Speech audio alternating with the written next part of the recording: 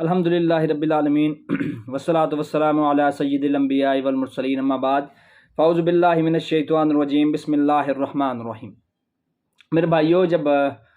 ہم نے مسلم 6220 اور 6229 کے اوپر ویڈیو بیان ریکارڈ کرایا، جس کے اندر ہم نے یہ ابہام دور کرنے کی کوشش کی کہ بھئی لوگوں کے درمیان یہ جو ایک بات پھیلائی گئی ہے کہ حضرت امیر معاویہ رضی اللہ تعالیٰ عنہ لوگوں کو یہ حکم دیا کرتے تھے کہ آپ حضرت علی رضی اللہ تعالیٰ عنہ کے بارے میں سب کریں، تو یہ ایک بہتان زنی ہے اور سراسر الزام ہے۔ اس کا حقیقت سے، صداقت سے دور دور تک کوئی تعلق نہیں۔ اس بات کو سمجھانے کے لیے میں نے اس ویڈیو کے اندر امام نووی رحمہ اللہ تعالیٰ کی شرح کو بیان کیا اور لوگوں کو سمجھانے کی کوشش کی کہ اس کے اندر یہ بات ہوئی۔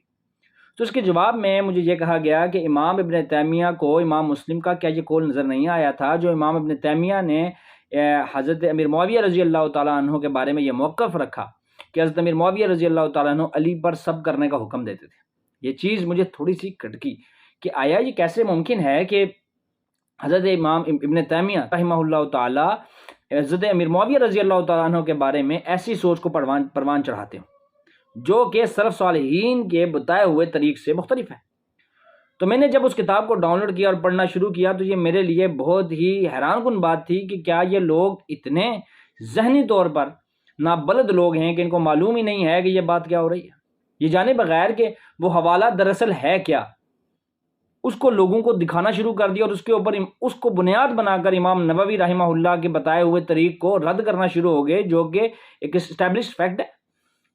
یہ احباب عربی لغت اور لسانیت سے تو بے بہرہ ہیں ہی، مگر انہوں نے اردو مترجم پڑھنے کی بھی زحمت نہیں کی، چونکہ وہاں لفظ آیا بسب علی تو ان کی باتیں کھل گئیں کہ بھائی اب مزہ آئے گا، دیکھو ابن تیمیہ نے بھی مان لیا ہے، تو اب مزہ ہم ان کو بتاتے ہیں کہ اصل میں مزہ ہے کیا۔ تو سب سے پہلے میں آپ کو بتاتا ہوں کہ امام ابن تیمیہ رحمہ اللہ تعالیٰ کا دراصل موقف حضرت امیر معاویہ کے متعلق تھا کیا۔ امام ابن تیمیہ حضرت امیر معاویہ کو قابل اعتماد سمجھتے تھے۔ اب ساتھ میں اسکرین شاٹ بھی لگاتا جاتا ہوں۔ سیدنا معاویہ کے شمار ان لوگوں میں ہوتا ہے، یہ امام ابن تیمیہ کہتے ہیں، کہ جو دل کی سچائی سے اسلام قبول کیا، جنہوں نے سیدنا عمر فاروق نے پہلے ان کے بھائی کو گورنر بنایا اور سیدنا عمر رضی اللہ تعالیٰ عنہ بے جا طرفداری کرنے والوں میں سے نہیں تھے، اور ان کی وفات کے بعد امیر معاویہ کو بنایا، اور سیدنا معاویہ 20 سال تک امیر اور 20 سال تک خلیفہ رہے۔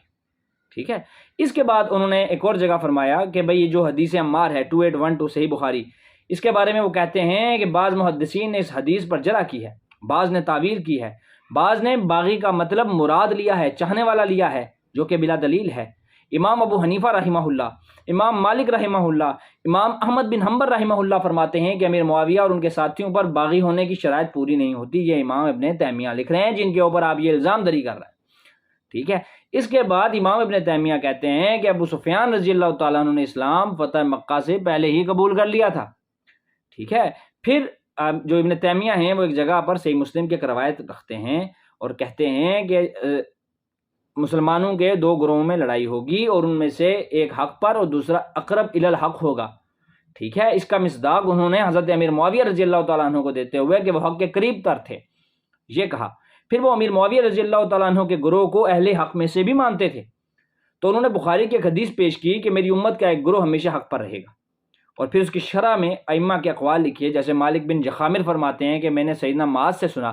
آپ فرماتے تھے کہ جس گروہ کی بات اس حدیث میں ہو رہی ہے اس سے مراد اہل شام ہے۔ پھر اسی طرح اہل مغرب ہمیشہ غالب رہے گی، اس کے بارے میں احمد بن حنبل کہتے ہیں کہ اہل مغرب سے مراد اہل شام ہے۔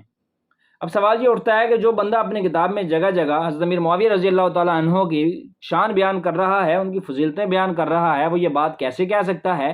کہ بھئی حضرت امیر معاویہ رضی اللہ تعالیٰ عنہ حضرت علی رضی اللہ تعالیٰ عنہ پر سب کرنے کا حکم دیتے تھے؟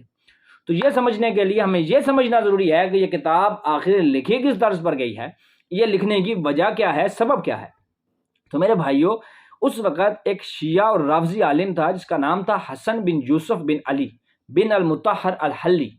اس نے کتاب تحریر کی جس کا نام تھا منہاج الکرامہ فی معرفت الامامہ، جس میں اہل سنت کے مقدسات کو طعن و تشنیع کا نشانہ بنایا جاتا تھا۔ تو اس کے جواب میں امام تقی الدین احمد بن تیمیہ نے اس کتاب کو بنایا یا لکھا جس کا نام تھا منہاج الاعتدال فی نقض الکلام اہل الرفض والاعتزال، جو بعد میں منہاج السنہ کے نام سے مشہور ہوئی۔ اس کا جواب لکھتے ہوئے امام نے تیمیہ اس کی دی ہوئی روایات کو نقل کرتے تھے، پھر اس کے اوپر جرح کرتے تھے۔ اب وہ روایت جو ہے اس کا میں اسکرین شاٹ چلا دیتا ہوں، وہ انہوں نے اس کتاب میں سے اٹھائی، اس کو لکھا۔ یہ صحیح مسلم کی یہ الفاظ ہی نہیں ہیں، کیونکہ آگے امام تیمیہ لکھتے ہیں کہ یہ صحیح مسلم میں موجود ہے حدیث۔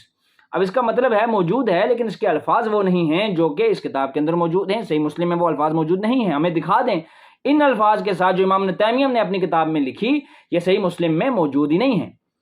تو میرے بھائیوں تھوڑا دماغ کھول کر آپ کوئی حوالہ پیش کرتے ہیں تو اس کو آگے پیچھے سے پڑھ لیا کریں۔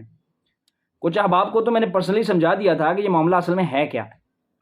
ٹھیک ہے، لیکن جو لوگ بار بار میسج کر رہے تھے سب کو سمجھانا مشکل تھا، آسان نہیں تھا، تو اس لیے میں نے یہ چھوٹا سا کلپ بنا دیا ہے تاکہ لوگوں کو سمجھ آ جائے کہ منہاج السنہ کے اندر ایسی کوئی بات نہیں ہے جو آپ امام نووی رحمہ اللہ کے قول کے خلاف پیش کر سکیں اور امیر معاویہ رضی اللہ تعالیٰ عنہ پر تان کے لیے دروازہ کھول سکیں۔